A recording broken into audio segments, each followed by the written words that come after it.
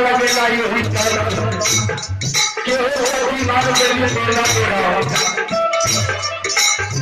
कभी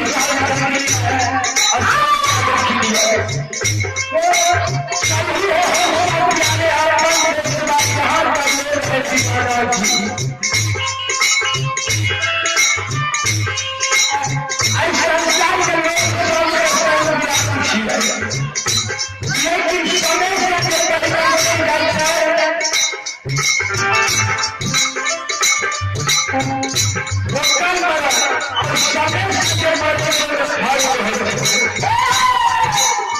समय से पहले अकाल मृत्यु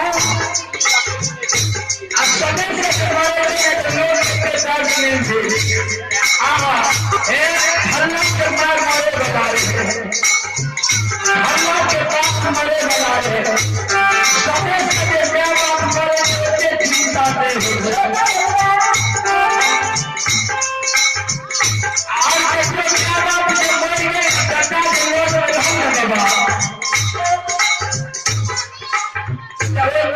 देखे वाला भाषा जो दूध पर क्रिया कर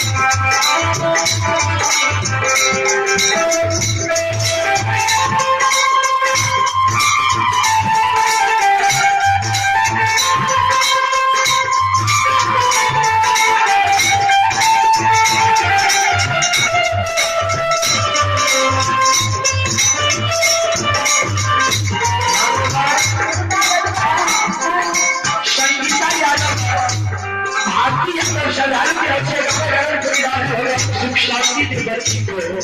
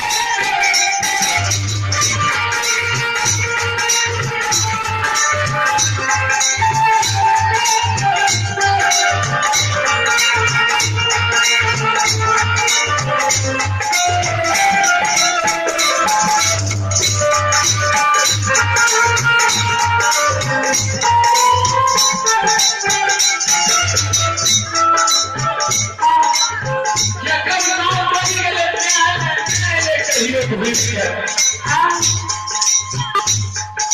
सुनो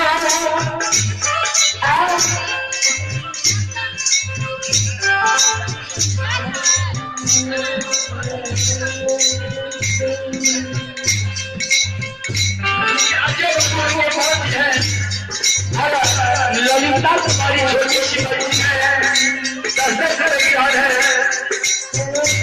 और एक माँ जी है,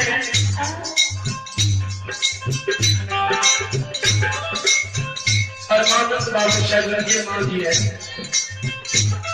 और एक विभूतिदान में 11 की याद है, 10-10 की याद है। मैं सुख शांति के भगवान श्री मंत्र की कामना करता हूँ। भगवान सुख शांति आपके बाल बच्चे को माँ भवानी हर कष्टों से बचाए रखे।